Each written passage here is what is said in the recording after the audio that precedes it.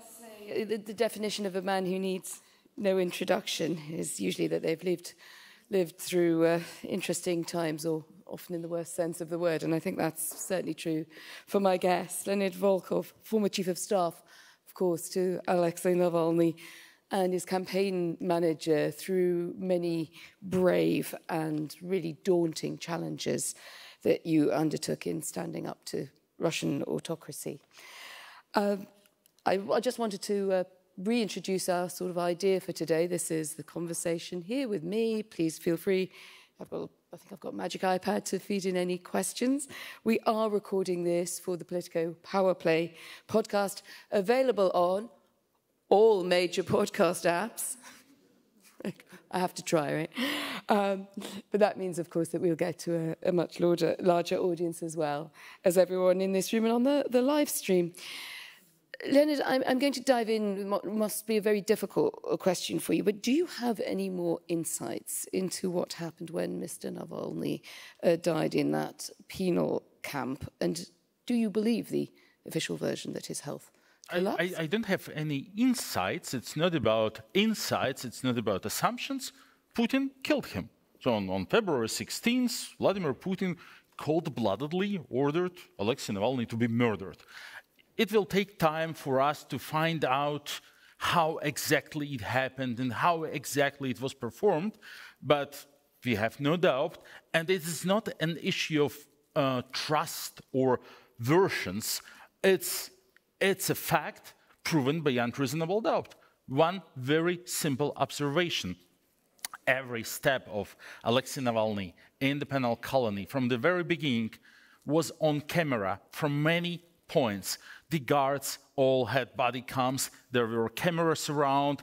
Every penal colony where he arrived actually purchased an enormous amount of cameras, of CCTV devices, and so on. Still, not a single short clip of his last hours was ever published, which proves only one. It's incompatible with the official version of a death from natural causes. Well, it's a very clear answer, but as you say, you seem to suggest that you will be able to get further information, but is it possible that we'll never know exactly what happened? No, of course we'll know. Of course we'll know. Why would we know if we don't know now? Because we knew about his poisoning after a few months, because Putin's regime is built on corruption. And corruption is a cornerstone and a sense of the regime.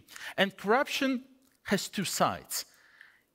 Corruption allows you to build the largest and richest palais in the world with all the, like golden toilets and etc. On the other hand, you can't have it without having all the databases accessible on the black market, all the phone billings, all the tracing, all the flight manifestos available for purchase, and so on. That's also about corruption. And that's how Navalny's poisoners in 2020 were brought to light, and this is what will happen to those guys who performed this murder in February, of course. But it's a technicality. The thing is that Putin gave the order to kill him. It was clear from those scenes of grief and support for Navalny and his cause around the funeral that there is still an opposition to Vladimir Putin inside Russia. Considerable risks, of course, as you know, and we'll come on to that, personal risks that people take by showing that. How serious or what sort of scale of opposition do you now think still exists in Russia after so many years of trying to extirpate it and this going after Navalny, which was clearly intended to send the biggest signal possible that it's kind of not worth it? Well, we know that the Earth is spherical, despite the... I thought you were going to break a story that the Earth wasn't round. And despite not being able to see. So if we don't observe something, if we can't observe something, it doesn't mean it doesn't exist. But for the Russian opposition, and of course in the situation of enormous repression, it's not so easy for Russian opposition to show itself, but it doesn't mean it doesn't exist. Navalny's funeral was attended by 40,000 people, 40,000, 40, chanting, Putin is a killer, no to war, and all other things. Despite enormous level of fear and despite enormous threats that were broadcasted by the government in all preceding days, when they actually promised on state television that like every young man appearing at the funeral will be handed a draft letter and sent to die on the front lines or something like this, people still showed up. And I mean, we can't imagine, sorry, like 40,000 people in Berlin in 1994 chanting Hitler is a killer on a funeral of someone killed by the regime, but that's exactly what happened in Moscow on March 1st. But what's more important, 8 million people followed it online, which was the largest political broadcast in Russian history, which tells a lot about the level of sympathy and support, but also about the level of repression. The ratio, 8 million to 40,000, it's 200 to 1. So every brave person who showed up for this funeral represented 200 sympathetic people who did not allow themselves to take this enormous risk and to show up, but they exist. And be the situation different, be the risks different, be the fear of repression lower, they would show up. And we can compare it with the 80s, like 1987, well, we didn't see any mass protests in Eastern Europe. 1989, we had millions of people out of the streets in Eastern Germany, in Baltic states, in Czechia, in Russia, everywhere, just because something changed in there. People realized that like no order to shoot will come from Moscow, and these very people like manifested themselves. The same will happen in Russia, I hope soon. In March of this year, a month after your friend and co-campaigner Alexei Navalny was killed, you were attacked in Vilnius with a hammer in front of your home, with your family at home. How has your recovery been? The somewhat lapidary question from someone in the audience is, how are you feeling? I suppose after being attacked with a hammer rather seriously, you weren't feeling terribly good. But I mean, what was your first thought when that happened?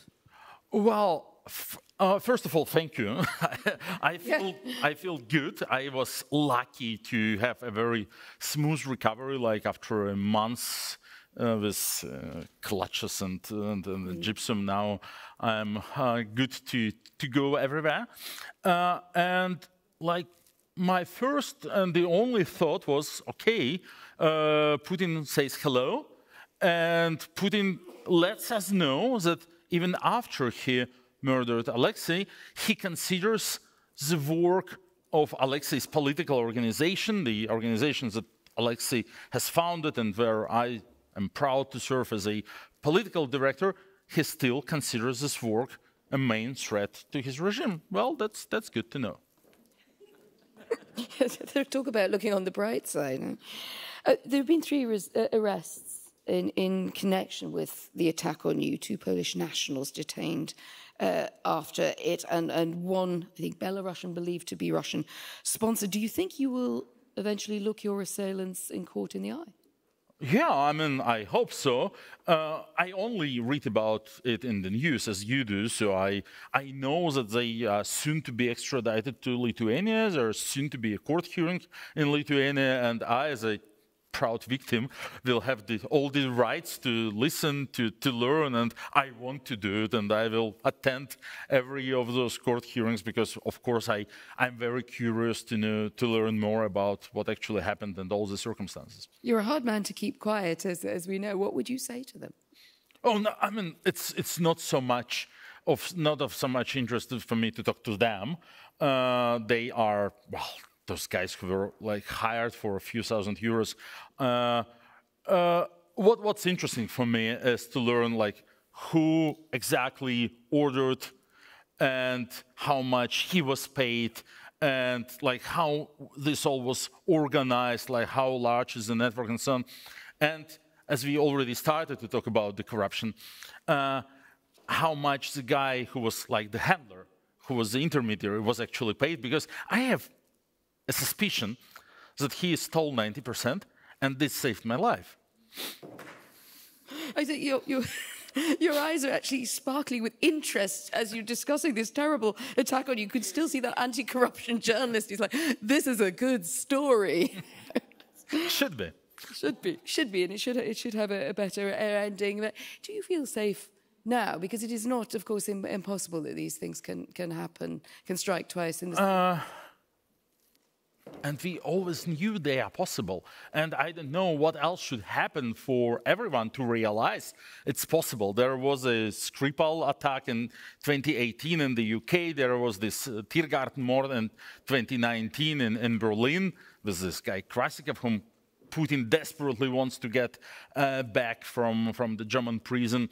And there were other attacks against Russian dissidents. And on the day of this attack on March 12th, I did a large Reuters interview, and I was asked by a Reuters journalist, like, what do you consider to be the main threat for you guys? And I thought, yeah, Putin will start killing us. And he smiled, and it was like 6 or 7 hours before this attack. So, of course, it is a very clear and understandable risk.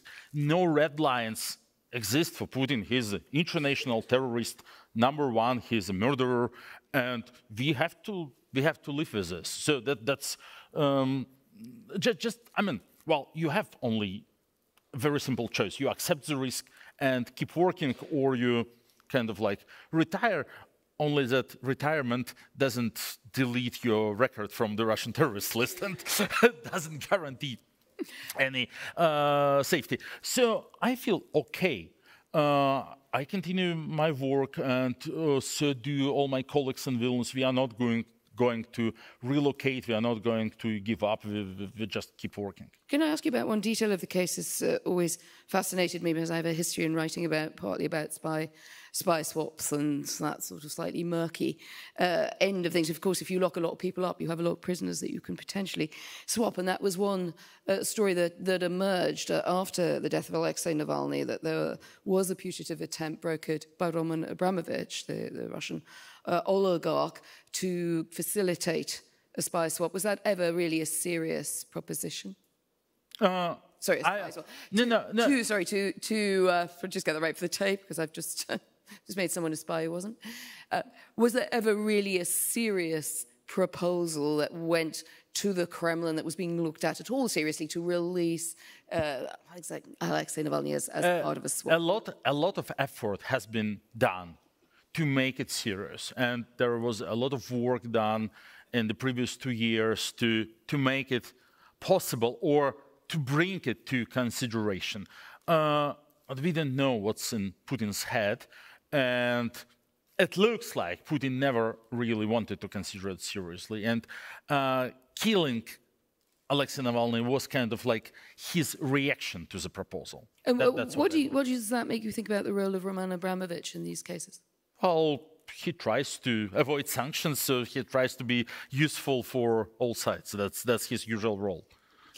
What kind of Russia do you think that we'll be looking at in the years ahead? I mean, you can choose your timeline, 10, 20 years ahead. Do you see hope for Russia? And also, without the figure of Navalny, is there a new figurehead for opposition? Or should we perhaps move away from that idea of looking to a single figurehead?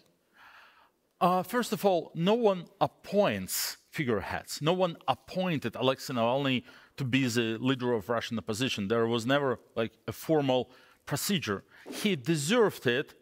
He deserved being considered leader of Russian opposition by his work, by his campaigns, by his investigations. He had also a particular charisma, right? But by his charisma, his vision for the future, his speeches, and the risks he took.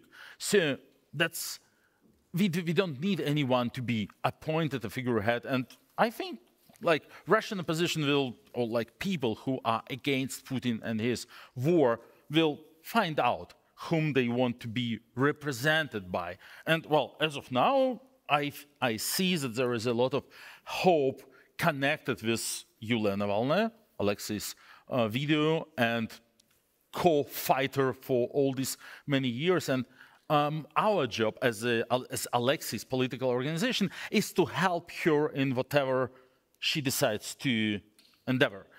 And the future of Russia, Alexei was a great optimist, and this is in the DNA of our organization. And it's also probably like the only way to make his enormous sacrifice not to be in vain, to build this beautiful European democratic Russia of the future that he dreamt of. So that's our goal. We don't change it.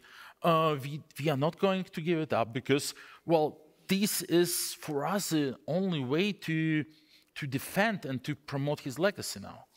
I know the clock is running against us. It's a very stern clock. I've got a couple of questions. I'll just wrap them together. We might just do a sort of... Let's try to do it. Never ask someone who's very eloquent with Russian background to be brief, but I'm going to.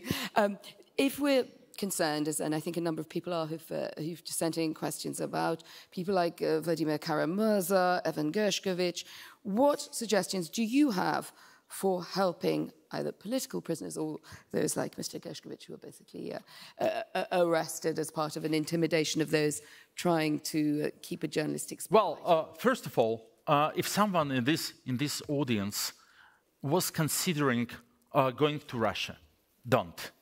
Putin needs exchange fund, and he makes it very clear, and every foreigner in Russia is just a potential exchange fund, and that's what happened, unfortunately, to even Gershkovich. So at least don't help Putin to increase his stock. And to help those who are already in this situation, we have to talk about them. We have to raise awareness.